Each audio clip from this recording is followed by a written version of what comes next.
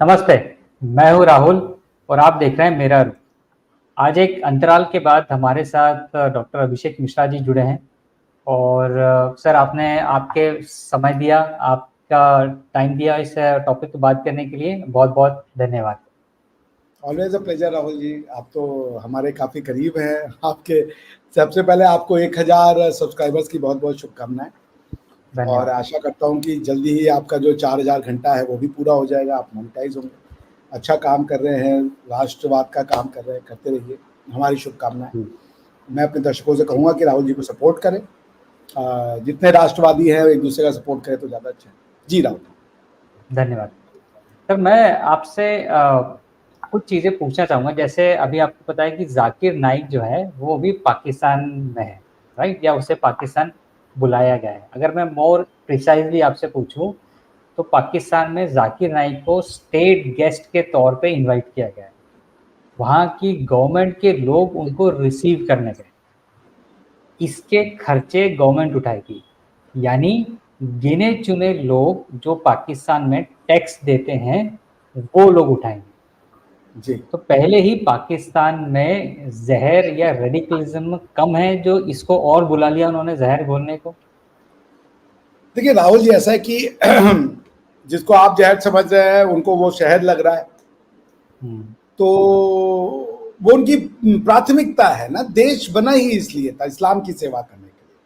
अब जो उनकी समझ है इस्लाम को लेके उसकी वो सेवा कर रहे हैं, तो मुझे तो कोई आश्चर्य नहीं हुआ, क्योंकि समाज में जो रेडिकलाइजेशन है और बहुत अच्छे से उसको एस जयशंकर साहब ने अभी पोर्ट्रे किया था यूएन जनरल असेंबली की, जो उन्होंने संबोधन दिया अभी इस बार। उन्होंने कहा कि the GDP of Pakistan can be measured on the yardstick of its radicalization of the society. भाई हमारे आपकी जीडीपी का जो मापदंड है उसके गणना का वो मापदंड है कि कितनी बढ़ोतरी हुई, कितने ट्रिलियन डॉलर के हम हो चुके हैं। पाकिस्तान एक इस्लामिक मुल्क है, तो इस्लाम में कितने लोग इस्लाम की सेवा में लगे ये उसका मापदंड होना चाहिए। वो ये कर रहे हैं। अभी एक उनके मुफ्ती साहब फंसे हुए हैं, तब तक दूसरे आ गए, जाकिर नायक साहब। अच्छा, जाकिर नायक साहब है ना कई कंट्रीज में, पर पाकिस्तान के लिए वो स्टेट गेस्ट है, तो ये पाकिस्तान का चॉइस क्लियर है भाई। They had to choose between Bill Gates and Zakir Naik. उनको बिल गेट और जाकिर नायक के बीच में सुनना था, उनके पास जाकिर नायक जा रहा है। कोई स्टेट का गेस्ट तो जाता नहीं उनके पास। देखिए अभी हिजबुल्लाह से और इजराइल की लड़ाई चल रही है, ठीक है ना, कई देशों में।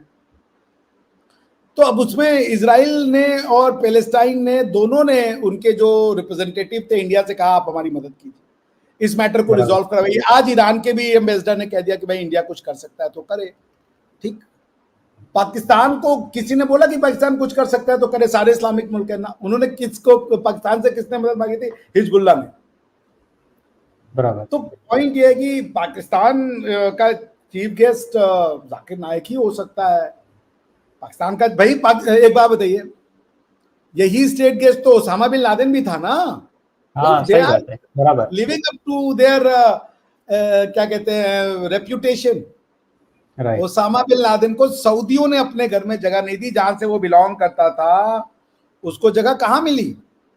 Al Qaeda for all intent and purposes कहां से रन होता था? पाकिस्तान से रन होता था, पाकिस्तान से। भाई उसका chief, deputy chief Al Zawahiri chief Osama bin Laden कहां थे? सारे ये पाकिस्तान में थे। तो ओसामा बिन लादेन और जाकिर नायक में क्या अंतर है? कोई अंतर नहीं, दोनों इस्लाम की सेवा कर रहे हैं, अपना अपना तरीका। वो कह रहा है जब तक एक एक आदमी कन्वर्ट ना हो जाए। अब ये जो कन्वर्जन का नशा है ना, ये एक नशा है। उनको इस्लाम की सेवा नहीं करनी, उनको कन्वर्जन करना है, चीजों को बदलना है। और हमारे आप यहाँ इसको रिलीजन का चश्मा कि ये रिलीजियस, भाई रिलीजियस प्रैक्टिस नहीं है। वरना यहूदी क्यों नहीं कन्वर्ट कर रहे? मुझे बताओ ना यार, रिलीजन तो उनका है, पहला प्रॉफिट तो उनके पास आया था। सही बात है। यहूदियों का रिलीजन ले रहे हो, लास्ट वाला आना भी यहूदियों के लिए, यहूदी कन्वर्ट नहीं कर रहे। आपको ज्यादा चुल मची हुई है यार। यहूदी कह रहा है कि दुनिया भर में मेरा परसिक्यूशन कहीं सब जगह हुआ है लेकिन कहीं नहीं हुआ, तो वो भारतवासी। आप कह रहे हो भारत दुनिया की सबसे घटिया जगह। तो जाकिर जो भारत को गाली देगा वो उनका हीरो होगा। उनका जो इस्लाम है वो जिंदाबाद है, चले ना, वक्त बताएगा। अभी तो खाने पीने के पैसे नहीं है, आगे देखिए क्या होता है, वक्त बताएगा। उन्होंने चूज कर लिया, they have chosen Islam over prosperity. They have chosen Indianised version of Islam which means Hindu hatred. Over prosperity, employment, economic growth, skills, IT, infrastructure, AI, ये उनकी चॉइस है। सो कांग्रेचुलेशंस। सही है। तो इसी से रिलेटेड एक और लीडिंग क्वेश्चन मेरे दिमाग में आता है कि अगर ये समाज मदरसों में और ऐसे रेडिकल माइंडसेट वालों को सुनेगा और उनको फॉलो करेगा, तो ये डिजर्व करते हैं जहां पर ये इनकी कंट्री की कंडीशन आज है। इनफैक्ट ये उससे भी और नीचे जाएंगे। नहीं, उनके लिए कंट्री मैटर नहीं करती ना भाई, वो कंट्री से क्या लेना देना है उनका। वो कह रहे कंट्री तो बेकार की चीज है। कभी आपने सुना कि पाकिस्तान और इस्लाम में पहले पाकिस्तान है? भाई कंट्री लास्ट प्रायोरिटी है उनकी। उनके दिमाग में आप राष्ट्रवाद के चूंकि उससे देख रहे हैं परिदृश्य से, तो आप बोले कंट्री ऊपर। उनके लिए इस्लाम ऊपर जाना चाहिए, कंट्री तो बेकार है। कंट्री का बेड़ा गर्क हो जाए तो हो जाए। कंट्री क्या चीज होती है? कंट्री क्या होती है? एक लैंड का टुकड़ा है कंट्री। ये है उनकी आइडेंटिटी भाई। वो कंट्री के बारे में नहीं सोचते, कंट्री के बारे में सोचते तो ये करते। सऊदिया उनको भगा रहे, वो कहते हैं मुसलमान है, दुनिया की इकलौती कौम है जो कहता है हम सिर्फ हैं जो मुसलमान है, बाकी तो कोई अरबी है, कोई तुर्की है, कोई कुछ, हम हैं जो सिर्फ मुसलमान है। ये उनकी आइडियोलॉजी है, उनकी अंडरस्टैंडिंग ऑफ थ्योरी है। तो आप उनको जबरदस्ती कर रहे हो आपकी कंट्री कहां जा रही है। अरे भाई उनको नहीं चाहिए कंट्री। अगर उनको राष्ट्रवाद से प्रेम होता तो भारत से अलग क्यों होते? सही बात है। राष्ट्रवाद को लात मार के आए हैं ना वो। तो राष्ट्रवाद के बदले में उन्होंने उम्मा चुना है, और वो उम्मा में कहीं फिट नहीं होते, तो उन्होंने अपना एक अलग उम्मा बनाया हुआ है, पाकिस्तानी उम्मा। क्योंकि उनको अफगानिस्तान एक्सेप्ट नहीं करता, ईरान एक्सेप्ट नहीं करता। वरना ईरान में मर्ज हो जाओ, अफगानिस्तान में मर्ज हो जाओ, या ईरान को अपने में मर्ज करा दो जाके, कुछ नहीं तो यूएई से जुड़ जाओ। कहीं तुम्हारा उम्मा काम नहीं कर रहा, लेकिन जिद है कि बस नहीं समझना है तो ना समझे। तो कंट्री वाला आपका आर्ग्यूमेंट जो है राहुल जी, मैं उससे क्षमा करके थोड़ा सहमत नहीं हूँ। Because country is not there priority. आप किसी से पूछ लीजिए कि इस्लाम या पाकिस्तान, बोलेंगे इस्लाम। इस्लाम, सही बात है। तो फिर इस्लाम की जीत हो रही है। जाकिर नायक इस्लाम का प्रचारक है ना, वो इस्लाम को जीत दिलाते हैं। बराबर। तो उनको अभी ये होता है कि अपनी कंट्री को तुम्हें, वो उन्होंने खत्म कर दिया अपना कल्चर, अपनी तहजीब, अपना सकाफत, अपनी सभ्यता सब खत्म कर दी इस्लाम के लिए। सही बात है। और कंट्री क्या होती है राहुल जी, आप बताइए, और कंट्री क्या होती है? आप इंदौर में रहते हैं, आप इंदौरी हैं। इंदौरी होने का क्या मतलब? वहाँ के पोहे, वहाँ का राजवाड़ा, वहाँ की देवी अहिल्या, वहाँ का जो गणेश जी का जो मंदिर है खजराना, यही है ना।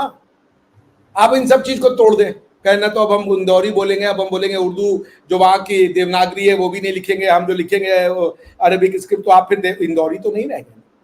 इंदौर को इंदौरी उसकी आत्मा बनाती है ना। तो उन्होंने चेंज कर दिया है भाई, वो इस्लाम की सेवा में उन्होंने सब खत्म कर दिया है, फिनिश्ड ऑफ एवरीथिंग। तो देश उनके लिए कोई मैटर नहीं रखता। उन्होंने पाकिस्तान का, अगर देश से मतलब होता तो अपने, भाई जर्मनी टूटा तो साउथ जर्मनी, अरे ईस्ट जर्मनी वेस्ट जर्मनी बना। कोरिया टूटा, नॉर्थ कोरिया वेस्ट कोरिया बना, नॉर्थ कोरिया साउथ कोरिया बना।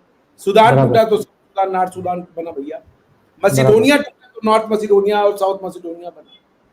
लेकिन ये दुनिया की इकल्ला, मतलब मसिडोनिया का कुछ पार्ट उसमें है, ग्रीस के पास है। पॉइंट इसमें ये है, पाकिस्तान भारत को तोड़ के बना, वो मानते ही नहीं है कि हम भारत थे कभी। हाँ, सही बात है। तो देश उनके लिए कुछ नहीं है, उनके लिए अपनी आइडेंटिटी को मिटाना उनकी पहचान है। वो जितना हद तक जाएंगे भारतीय आइडेंटिटी को मिटाने का, वही उनकी पाकिस्तानी आइडेंटिटी का नाम है। उनको इस्लाम से भी कोई मतलब नहीं है। दे हैव नथिंग विद इस्लाम, वरना वो सबसे बड़े दुश्मन होते हैं चाइना के। हाँ, उनको इस्लाम से भी दुश्मन है। इस्लाम का मतलब है भारतीय सभ्यता का समापन। यहाँ पे एक जो अरबी स्लेवरी मानसिकता वाला इस्लामिक शासन है, इसकी स्थापना करना। यहाँ पे क ख ग घ को मिटा के अलिफ बे ते से लिख देना, जनगण मन की जगह यहाँ पे कलमा गा देना, यही उनकी पहचान। वो ये नहीं कह सकते कि कलमा और जनगण मन दोनों छात्र ना, वो कह रहे हैं सिर्फ कलमा चाहिए। तो वो एक अजीब सी आइडेंटिटी का शिकार है। भाई आप बताइए, एक मुसलमान ये कहता है कि अगर हमारे पास ताजमहल नहीं होता तो तुम क्या दिखाते दुनिया को, बताइए। अरे इंदौर का मांडू और इंदौर के आसपास के ही जरा उनको कल्चर का और वो जरा आप दर्शन करवा दीजिए। हमारी आपकी हिस्ट्री ऐसी वैसी है। जरा सिंगड़ में जरा छत्रपति शिवाजी महाराज का जरा वो किला दिखवा दीजिए उनको। सही बात है। वो शिवाजी को अपना नहीं मानते भाई, इस मिट्टी के लोग शिवाजी को अपना नहीं मानते। आप कौन होगा जो छत्रपति महाराज शिवाजी को अपना नहीं मानेगा, जिन्होंने इस देश की आत्मा के लिए लड़ाई लड़ी थी, अपने लिए लड़ रहे थे। हिंदवी साम्राज्य के लिए लड़ने वाला आदमी, जो भारत की आत्मा जगाने वाला आदमी हो, लीडर हो, आप उसको अपना नहीं करोगे।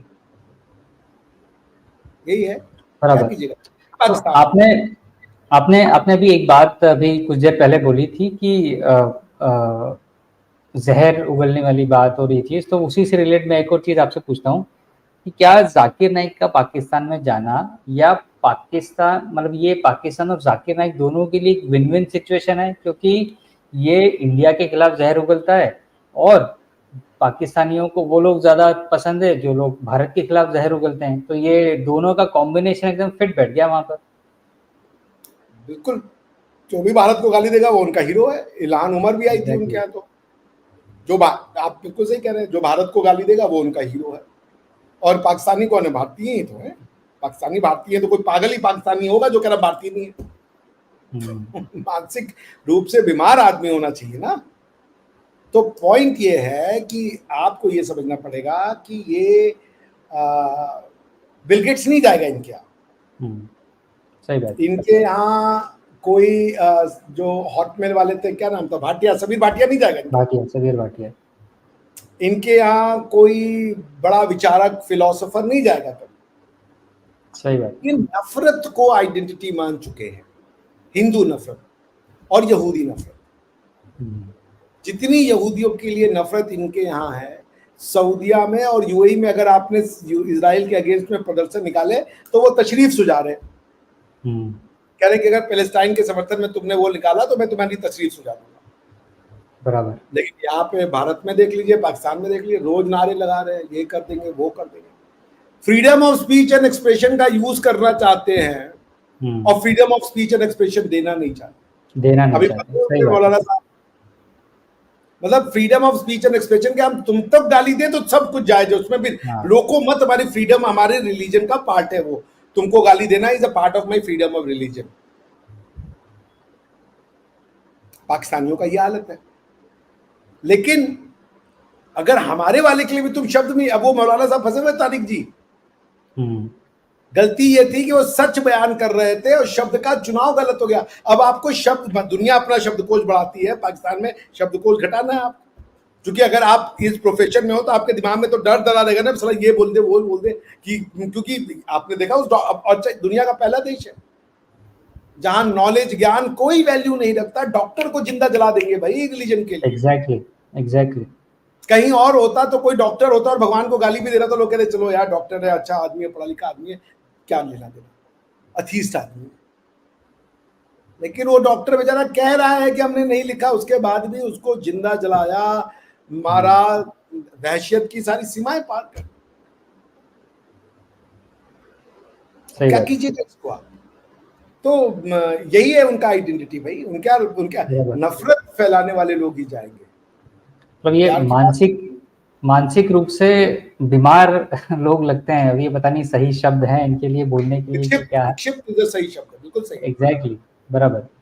उनके तो लोग कहते हैं ना कि भाई उनके, हाँ आप बोलिए। नहीं जी, कंटिन्यू। मैंने कहा आप उनके लोगों को सोच लीजिए, उनके विचारक बोलते हैं। असल निसाब ने बोला था कि एक मफलूज कौम है ये, जिसका ये सब चलता ही नहीं है, बराबर। उसका एक धड़ा नीचे से पूरा, ये तो उनके विचारक लोग बोल रहे हैं, मैं तो नहीं बोल रहा। मैं हालांकि उनसे सहमत नहीं हूं, मुझे लगता है ये सब चल रहा है, ये मफलूज है बस। They are zombies, the brain dead. Physically active है वो, मैं नहीं मानता कि वो मफलूज है, वो physically very stout, very short, but mentally deranged. वरना कौन ये कौन सिखाएगी अपने लोगों को कि भारत का कल्चर आके पाकिस्तान को बर्बाद करना। एक पाकिस्तान जो है वो भारत है। कितने लोग भारत में मुसलमान जो थे वो भारत से गए पाकिस्तान में, वो कौन सा कल्चर लेके गए होंगे? तुम अरबों का कल्चर फॉलो करते हो कि तुर्कों का कल्चर फॉलो करते हो? घोड़े का दूध पीते हो, घोड़े का मांस खाते हो, ठंड में रहते हो तुम। अरब भी घुमक्कड़ थे, क्या कहते हैं उनको, वो जो घूमने वाले लोग होते हैं, वो कौम थी, और तुर्क भी वही थे, नोमैड। अरबों और तुर्कों में समानता ये थी, ये दोनों नोमैड हैं और दोनों अपनी नोमैडिक कल्चर पे प्राउड फील करते हैं। तुम नोमैड हो, हजारों हजार साल की सिविलाइजेशन है, खेती है, पॉटरी है, मेटलर्जी है, साइंस है, फिलॉसफी है। तुम नोमैड हो, और नोमैड हमको सिविलाइजेशन बता रहा है, क्या कीजिएगा। खैर, तो वो कह रही है वो कल्चर कौन सा लेके गया होगा। जब ये मुशर्रफ जो इनका हेड था, ये वहां का था, क्या नाम है, दिल्ली का। हाँ, भुट्टो की मां सिख की, कौन सा कल्चर लेके आई होगी वो। दिल्ली का कल्चर कौन सा कल्चर था। सही बात है। तो अब आप ये लोग कह रहे हैं इंडियन कल्चर है। लाहौर में कौन सा, लाहौर भगवान राम के शहर के बेटे के शहर का है, नाम का शहर है। गंगा राम वहां पे हिंदुओं का वो शहर हुआ करता था। लाहौर का कल्चर कौन सा कल्चर होगा भैया। उर्दू कौन सी हिंदुस्तान पाकिस्तान की भाषा है। मानसिक रूप से बीमार लोग हैं और कोई इलाज नहीं है। आप ये पढ़ना ही नहीं चाहते, सीखना ही नहीं चाहते, अब आप क्या कीजिएगा। और 90% पूरी जनता हाई रेडिकलाइजेशन पे, हाई टेस्टोस्टेरोन ऑफ रिलीजन है इनका, हाई टेस्टोस्टेरोन। एग्जैक्टली। मैं कुछ दिनों पहले एक बड़े फेमस पत्रकार हैं पाकिस्तान के, मैं अभी उनका नाम नहीं लूँगा यहाँ पर, उन्होंने मुझे उनके चैनल पे इनवाइट किया था और वो मुझे पूछ रहे थे कि क्या आपके यहाँ रिलीजन पढ़ना कंपलसरी होता है क्या। मतलब मान लीजिए आपको जैसे MBA करना है या इंजीनियरिंग करना है तो भी आपको आपका रिलीजन पढ़ना पड़ता है क्या। तो मैंने उनको कहा कि हमारे यहाँ रिलीजन और एजुकेशन दोनों अलग अलग चीज़ें हैं। आपको अगर स्पेसिफिक रिलीजन के अंदर ही एजुकेशन लेनी है तो वो एक अलग स्ट्रीम है, पर अगर आपको इंजीनियरिंग करना है या MBA करना है तो ऐसा ज़रूरी नहीं कि उसके लिए आपको 2 किताबें रिलीजन की पढ़नी ही पड़ेंगी। और भारत जैसे देश में आप कोई एक रिलीजन किसी को पढ़ा भी नहीं सकते हो, क्योंकि यहाँ इतनी डाइवर्सिटी है और उस डाइवर्सिटी की खूबसूरती ही ये है कि वो सब लोग एक साथ रहते हैं। तो यहाँ पर रिलीजन और एजुकेशन दोनों को विथ रिस्पेक्ट अलग अलग रखा जाता है और सभी लोग इसको फॉलो करते हैं। तो ही वॉज वेरी शॉक कि ऐसा कैसे हो सकता है। सो जब एक इतने बड़े पत्रकार की सोच ऐसी हो सकती है या उनको ऐसा लग सकता है, तो फिर एक जो आम जनता, जो आपने कहा कि वो एक पढ़ना ही नहीं चाहते, एजुकेट ही नहीं होना चाहते, और उनकी माइंडसेट ही एक ज़ॉम्बी वाला माइंडसेट है, और तो वो फिर इस कम्युनिटी का या फिर इस पूरी कंट्री के लोगों का फिर क्या होगा भगवान ही जाने। तो मैं एक बड़ा इंटरेस्टिंग क्वेश्चन आपसे लास्ट में पूछना चाहूँगा। एक चीज बोलना चाहूंगा राहुल जी, ये बहुत आवश्यक है बोलना जी। ये बहुत दुख की बात है कि भारत में रिलीजन नहीं पढ़ाया जाता, क्योंकि पहली बात भारत में रिलीजन है नहीं, पढ़ाना चाहिए। ये दुनिया में सिर्फ इंडिया में होता है कि नहीं पढ़ाते, यूरोप से लेकर के सारी कंट्री रिलीजन पढ़ा देती है। क्रिश्चियनिटी की जानकारी एक यूरोपियन बच्चे को कहाँ से मिलती है, स्कूल में मिलती है। मैंडेटरी है क्लास लेना, मैंडेटरी। मैं आपको अभी जर्मनी का कॉन्स्टिट्यूशन दिखा दूंगा। ओके। आप क्यों नहीं बता रहे हो धर्म अपने यहाँ का। बच्चा कब सीखेगा। आपको क्या पता है आपके धर्म के बारे में राहुल जी, कुछ नहीं पता है। आपके लिए आपका धर्म है खाली होली दीपावली का सेलिब्रेशन और गणेश पूजा कर देना, इसके अलावा आपको भी कुछ नहीं पता, मुझे भी कुछ नहीं पता। अगर उनका रिलीजन, भाई मैं कहता हूं रिलीजन पढ़ाने का समय ही बचपन होता है, वो पढ़ाने दीजिए उन्हें। और भारत, ये भारत की खूबसूरती नहीं है कि यहाँ कई रिलीजन है, ये सनातन की खूबसूरती है कि ये सबको टॉलरेट करता है, सबको स्थान देता है। पर ये सनातन का लैंड धर्म है, ये सनातन की भूमि है। जो इन्होंने अपने को सनातन से अलग किया, वहां पे दूसरे धर्मों की जगह खत्म कर दी उन्होंने, चाहे वो बांग्लादेश हो चाहे वो पाकिस्तान हो। बराबर। ये जो एक थ्योरी है, हमें, जैसे मैं एक बच्ची से पूछ रहा था कि तुम्हें स्कूल में क्या पढ़ाते हैं, ह्यूमैनिटीज से थी 11th 12th में, तो बोली सर हमें तो वो पढ़ाते हैं फ्रेंच रिवॉल्यूशन, जर्मन रिवॉल्यूशन, अरे क्या रशियन रिवॉल्यूशन। क्यों पढ़ा रहे हो ये भाई, क्यों पढ़ा रहे हो फ्रेंच रिवॉल्यूशन और जर्मन रिवॉल्यूशन और रशियन रिवॉल्यूशन, क्या लेना देना है बच्चे का। अगर ऐसा है तो फिर युगांडा में उस समय, अफ्रीका में क्या होता है वो क्यों नहीं पढ़ा रहे हो। माचू पिचू में क्या होता है, लैटिन अमेरिका में क्या होता है वो क्यों नहीं पढ़ा रहे हो।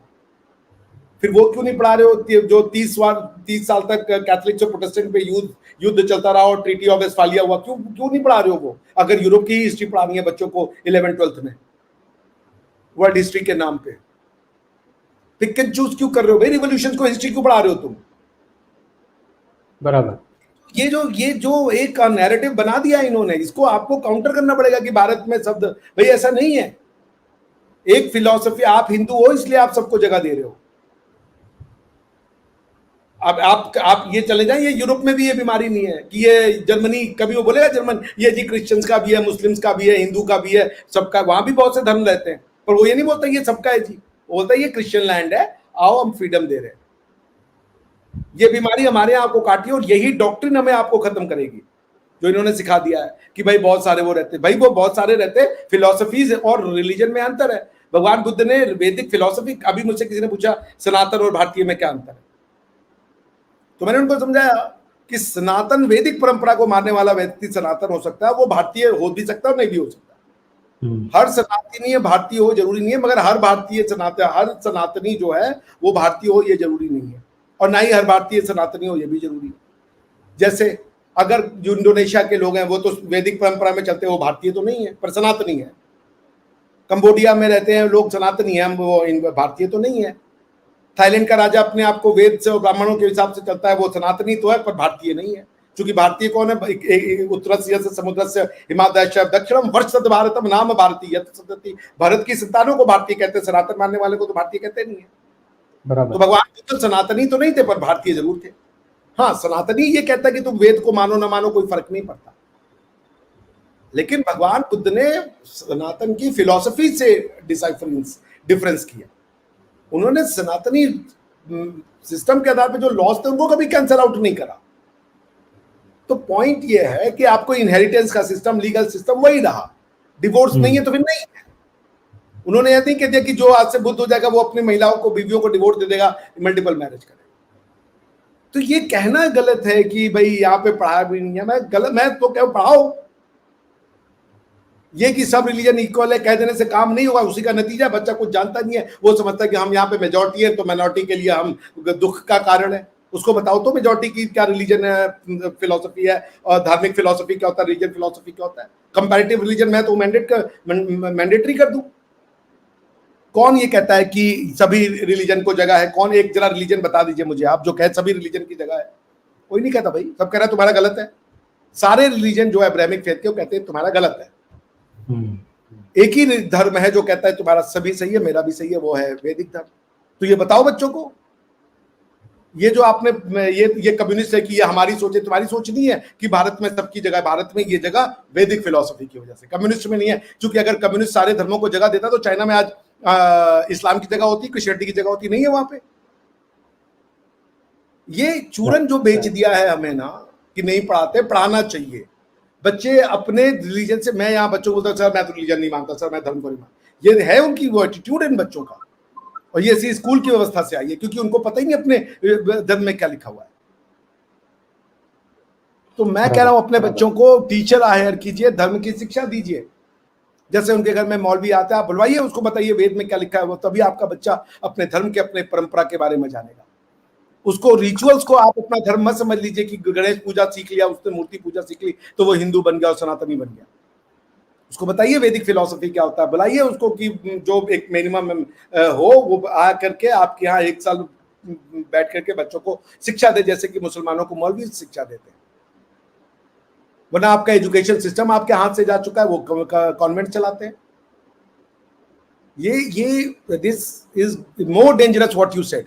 मैं क्षमा चाहूंगा आपसे, मैं इस दृष्टि से नहीं कर रहा हूं, लेकिन मेरी समझ है कि जो ये फिलॉसफी है ये हमको और खत्म कर रही है। हमारा बच्चा अपनी पहचान से दूर है, वो उसका दिमाग इतना खुला हुआ है कि वो उसमें कुछ भी बातें आपको चली जाएंगी जो धुर्राटी लोग जैसे लोग डाल देंगे। बराबर। अब मैं आपसे जाते रहे एक आखिरी सवाल एक यहाँ पूछना चाहूंगा कि अब क्या दाऊद इब्राहिम के जैसे पाकिस्तान में ही ये जाकिर नाइक रह जाएगा? क्योंकि अगर वो मलेशिया में रहता है तो फिर हो सकता है भारत डिपोर्ट होने का भी कुछ उसके चांसेस खुल जाए, और पाकिस्तान में रहेगा तो डिपोर्ट होने के तो कोई चांसेस ही नहीं है। भाई वो तो मैंने पहले ही कह दिया कि उनके यहाँ तो Dawood Ibrahim, Osama bin Laden, Al Zawahiri, यही लोगों की जगह है। बराबर। दे भाई, वो मुशर्रफ ने कहा ये हमारे हीरो हैं, तो वो उनका हीरो है। उनके यहाँ पे एलॉन मस्क नहीं जाएगा, इट्स नॉट नीडेड। उनके यहाँ पे बिल गेट्स नहीं जाएंगे, नॉट नीडेड। इसीलिए उनका कोई सुंदर पिचई नहीं पैदा हो सकता। उनके यहाँ से कौन पैदा होगा? उनके यहाँ से मुजाहिद पैदा करना चाहते हैं, तो जो मुजाहिद का स्कॉलर है वो आएगा। वो एआई सिखाने वाले को चाहते ही नहीं है। They don't want their sons and daughter to learn AI. AI वाला चाहते तो इलॉन मस्क उनका स्टेट गेस्ट होता। वो चाहते हैं हमारा बच्चा जो है मर्द मुजाहिद बने, फिलिस्तीन को हराए, गजवाए हिंद करे और ये करे, तो वो ठीक है, वो उसी हिसाब से स्कॉलर्स को बुला रहे हैं। बराबर। चलिए, आज के डिस्कशन को हम यहीं पर विराम देते हैं और कोशिश करेंगे फिर किसी टॉपिक पर आपसे ज़रूर फ्यूचर में बात हो। आज के समय के लिए बहुत बहुत धन्यवाद। बहुत बहुत धन्यवाद।